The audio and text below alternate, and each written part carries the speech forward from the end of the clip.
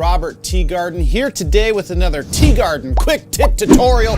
Just the tip, just enough to see if it feels good. Today, we are talking about keyframes in Adobe Premiere. Just Premiere only. Don't try and force anything else in there. There's no Audition, there's no After Effects, there's none of that stuff. Just Premiere. And we're gonna start from a fairly basic understanding of what keyframes are, and then I'm gonna show you a bunch of different examples of how you can use keyframes to make your movies, your YouTube videos, your whatever you're doing more cinematic, more dynamic, more engaging, and more professional looking and sounding. So first, when we're talking about keyframes, we gotta figure out what the hell are they meaning when they say keyframes. Well, I think if we just invert that word and say frames that are key, we're starting to get to a place of understanding. Keyframes are exactly that. They're frames in your production, in your piece of video that are actually important. You're going to tell the program, I want to do something from this particular frame to this frame. These frames are key to what I want to do. Now, whether that's increasing your audio or making the opacity fade, putting a bunch of different types of effects in there from a scale to a rotation, keyframes are the way in which you would tell Premiere that you're trying to do an action and that those frames are key to that particular action. See what I did there? You just give it a little flipperoo and everything starts to make a whole lot of sense there. So the best way to get started with keyframes is the most basic thing, which is how do you actually put a keyframe in your timeline? So I have this beautiful piece of cinematic goodness here in Premiere ready for us to work through, and let's take a look. So we're gonna start on the timeline, and I'm gonna look at my timeline here, and I'm gonna add a keyframe. The easiest way to do that is to hit Command on a Mac or Control on your PC, and you're going to go on this little white line right here and start to drop in some keyframes. If I let go of my command, you see the cursor changes colors back to black. And so if I hit Command again, it turns to white with a little plus sign. I'm just gonna drop in a keyframe right over here. And the interesting thing is that if I look at my effect window right here, my effect control panel, I see that there's a timeline keyframe that's been dropped into that window as well. Pretty nifty. So now if I play this thing through a little bit, you'll see there, I'm gonna go forward just a little bit more. I'm gonna drop in another keyframe. Now back in my control window, I'm gonna expand. And you can see that these two keyframes are here, and I can navigate back and forth between those two keyframes by hitting these two arrows, right? So it's gonna lock me exactly to those keyframe points itself. Now, I think what most people are doing with keyframes is from an audio perspective. And so now that we know how to drop in keyframes into our timeline, I think a valuable experience would be how do we fade audio up and down using keyframes? It's kind of as simple as just dropping them in. Let's take a look at how we can do that here. So I'm gonna go back to the beginning of this little clip right here. And again, now that I'm in the audio window, what splits these two left and right channels would be that same white line here. So I'm gonna go and I'm gonna hit a keyframe at the beginning of that session there, and I'm gonna move forward a couple frames and hit another keyframe there. Now, in order to fade up the volume, all I have to do is click and drag this particular keyframe down. And you can see that that white line allows me to drop down this dB, or the decibel rating, from where it is at 100% all the way down to 0. Now, if we listen back, with that said, I'm going to jump into a couple different things. What we would hear over time is that the volume of my voice to sound like Austin Powers gets louder as the timeline goes from keyframe 1 to keyframe 2 because it's increasing in volume. Now, a way that I can make this even smoother and more cinematic is by actually placing what's called a Bezier keyframe, which I right-click on the keyframe itself. I have all these different options. I'm gonna click on Bezier, and now it gives me a Bezier handle, which I can drag the curve of that particular keyframe dynamic up or down. And I can actually make that section longer, that curve longer, or I can make it shorter, depending on what I wanna do. And now, as you see, this curve looks more like a hockey stick rather than something that's a lot longer. So if I have something in my audio like a sound effect or a piece of dialogue or something where there's a little bit of bleed and all I want it to do is get louder right at the end, I can do that by using these Bezier keyframes. Now here's what this sounds like. It's quiet for a long period of time, and then right at the end it gets louder. This week, got some family stuff going. So that's what we actually would see, is using those Beziers as a smoother way, a more efficient, a more professional way of putting in the volume sweeps that we want to do to increase the volume. Now, another way that we would use keyframes is from an opacity perspective. So let's go back to the beginning of this thing. I'm going to add in 2 different keyframes here. Now, instead of just right-clicking and adding a fade transition, apply the different transitions so that it can sweep back and forth between one and the other, what I want to do here is I actually want to increase the opacity over time between one keyframe to another. So go from 0 opacity to 100% opacity. And so what I'm gonna do is from here, I know that I'm already on the opacity section right there, and I'm just gonna go across time. You'll see that that's a way for me to add in my own fade up. Now here it is again, increase my opacity over time. Now, if we want to see exactly what Premiere is doing, we can go back into our effect control panel. We see here, if I'm on the first keyframe here, my opacity is at 0. As time continues to go on, you see the opacity increases until I reach 100% at the second keyframe.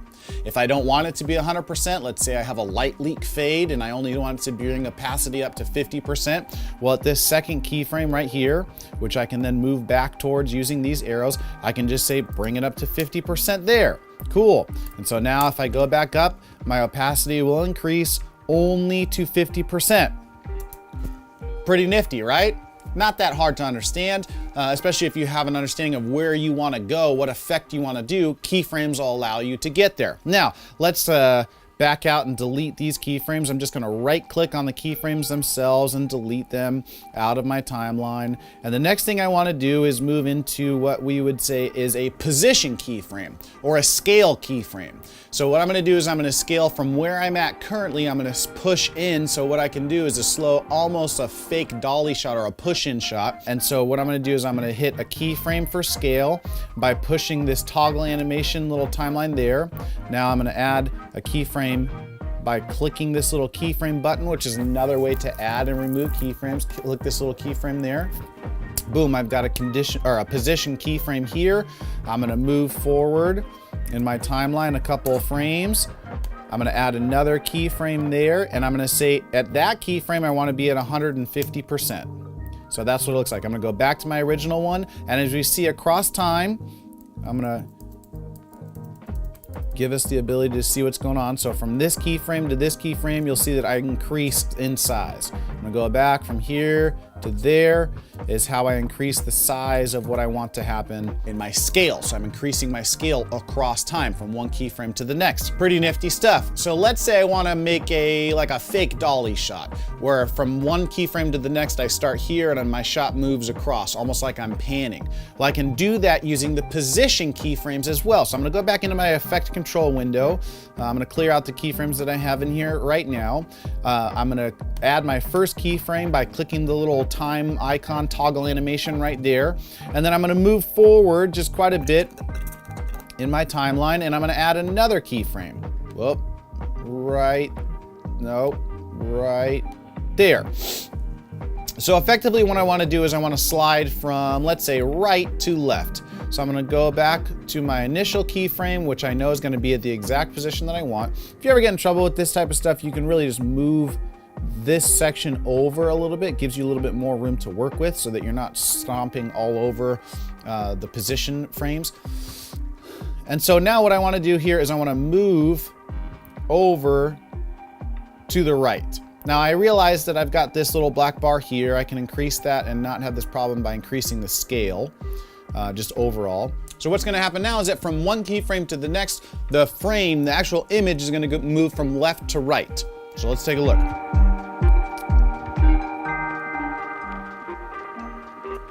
And so there you have it. So a nice subtle movement, kind of a dolly shot from left to right. And you can do this across. You can kind of move it up and down. You can do a tilt, you can do a pan. You can do a combination of those two things based off of your position and your scaling keyframes, making sure that all those things are in there together in sequence. Makes for kind of a really interesting dynamic look. And especially if you're shooting in higher resolution cameras, like a 4K camera, you can punch in to a 1080 deliverable time frame.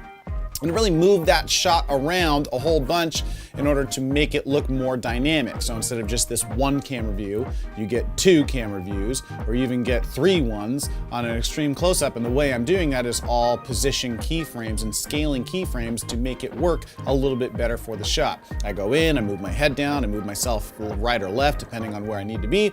Those are all keyframe activities that actually make it possible for you to do something like that. I use scale keyframes a lot with logos, especially credits, kind of intro, outro credits, where I'll take a logo and make it smaller and across time make the thing bigger. So let's take a look at something that I have here on the timeline. As you can see, this thing's actually pretty big the way that it stands. It's already too big in terms of just the frame itself, it's getting cut off. So I usually put this thing around 80. And now what I would do over time is I would want it to scale up from one size to another across time. Makes it look a little bit more dynamic, a little bit more engaging. So what I would do, again, at the toggle animation, I would click the scale button here. That automatically puts a keyframe in the effect control window, in the preview window, and then I would move across a little bit in time, add in another keyframe here, and I would say this is where I want to end. 80% is where I want to end, so I want to scale up. Let's say I want to scale up from 50%. Now you can see automatically my scale dropped down in size, and if I go across time, it's going to move and scale up until it reaches that second keyframe, and then it's going to stay there at 80% for the rest of the time, unless I put another keyframe and tell it to move around a little bit more. So it's interesting stuff. The last thing that I wanted to talk about is that you can actually use this from a rotation standpoint too. I can't think of a ton of reasons why you would do this, but if you had some interesting movies and things like that, or little clips that you wanted to spin around, maybe you could make kind of a transition effect using a rotation. We can do that also. So again, we're here in this effect control window. I'm gonna go back. I'm gonna actually leave the scale position keyframes in there, and at the same time we're gonna rotate, let's say 360 degrees. In order to start, I'm gonna again click my toggle animation. It's gonna put one keyframe here where my scale keyframe starts. Then I'm gonna go forward to my scale keyframe, my second scale keyframe, and I'm gonna put another keyframe here. Now at this point, at the end, I want it to have rotated 360 degrees, one full turn. So in order to do that, I'm gonna click on the degrees. I'm gonna hit 360. Premiere already does the math and says that I get one full rotation. So if I go back to my initial keyframe, my scale goes down, and if I play it through in time, we get a full rotation of the logo while it's scaling up, and it ends not moving after that point. So that's how you do a rotation keyframe also. Pretty nifty stuff.